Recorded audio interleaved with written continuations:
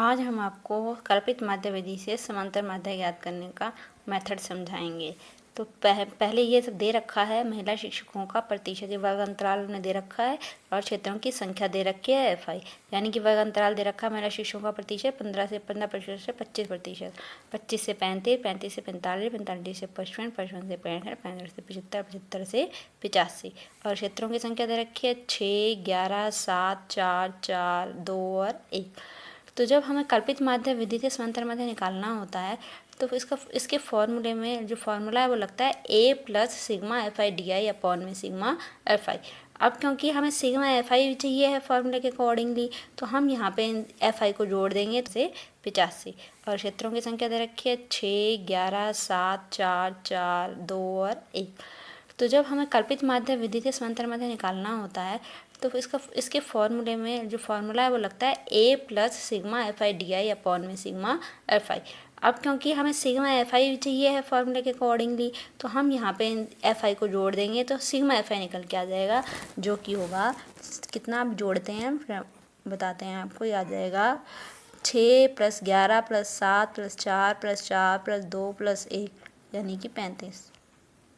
अब वर्ग चिन्ह को कहते हैं हम ऐसा, ये कहाँ से निकलता है? ये निकलता है वर्ग अंतराल से, मिड पॉइंट होता है। तो कैसे निकालते हैं? जब भी हमें वर्ग चिन्ह निकालना होता है तो पहली संख्या को लिखते हैं और दूसरी आखिरी वाली संख्या को लिखते हैं, उनको जोड़ के 2 से भाग कर देते हैं तो मिड पॉइंट आ जाता है। तो ये आ जाएगा 40/2 यानी कि 20। तो पहला वर्ग चिन्ह हो गया 20। ऐसे उससे अगला 25 में 35 जोड़ देंगे और 2 से भाग कर देंगे, 30 आ जाएगा। ऐसे ही यहाँ पे आ जाएगा 40, यहाँ पे आ जाएगा 50, यहाँ पे आ जाएगा 60, यहाँ पे आ जाएगा 70, यहाँ पे आ जाएगा 80। अब हमें निकालना है विचरण, मतलब DI निकालना है, तभी हमें F × DI हो पाएगा और फॉर्मूला में लग पाएगा। तो DI निकालने के लिए x - 50 करते हैं। 50 कहाँ से आया? जो ये 50 है ये हम हमेशा XI में से लेते हैं।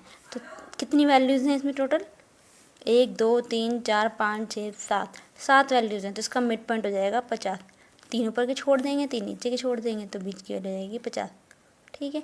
लेकिन मान लो कभी ऐसा हो कि बीच की वैल्यू नहीं निकल पाए, ऊपर 2 छूट रहे हो, नीचे 3 छूट रहे हो, तो हम जैसे ये 80 नहीं होता मान लीजिए, तो हम क्या करते 2 ऊपर छोड़ देते, 3 नीचे छोड़ देते और 40 एज्यूम मीन A 40 हो जाता। लेकिन क्योंकि इसमें पूरा 7 हैं तो 3 ऊपर छोड़ दिए, 3 नीचे छोड़ दिए, तो ये बीच की वैल्यू आ गई A। अब क्या करेंगे? DI निकालने के लिए हमने करना है XI - 50, यानी XI 20 है, 20 का तो निकालना है DI, तो 20 XI है, यानी XI 20 है, 20 का तो निकालना है DI, तो 20 XI है और 50 से फिक्स है जो हमने A माना हुआ है। तो जाएगा 20 - 50 और माइनस का 30। ऐसे ही ये 30 - 50 यानी माइनस का 20, 40 - 50 माइनस का 10। अब आया 50 - 50। ज़्यादातर ध्यान रखने वाली बात है कि ये जिसको A माना जाता है वो हमेशा 0 आता है उसका विचरण। क्यों? क्योंकि यहाँ भी 50 है और ये भी 50 है, तो घटाएंगे तो 0 आ जाएगा। तो इसके जिसे A मानते हैं उसके सामने 0 आ जाता है। इसे हम चेक भी कर सकते हैं।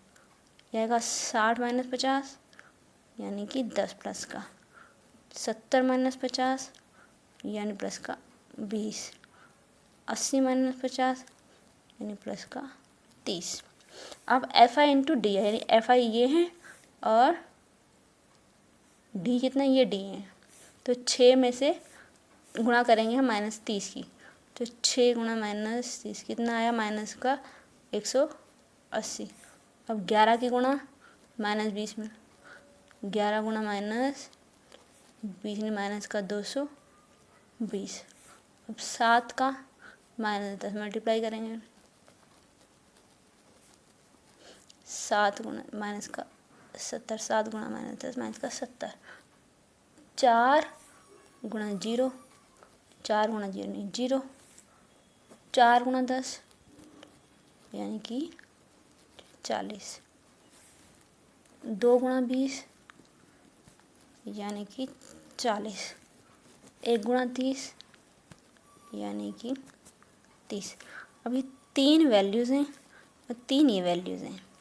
तो ये माइनस की वैल्यू इनको सॉल्व करेंगे, जोड़ेंगे इनको और माइनस का चिन्ह लग जाएगा, तो कितना आएगा? ये ये आएगा माइनस का, करें 0 0 जोड़ें 0, 8 और 2 10 और 7 17 का 7, हाथ लगा 1 2 3 और 1 4, तो ये आ गया माइनस का 470, माइनस का 470। ऐसे ये 4 4 8 और 3 11, तो आएगा प्लस का 110।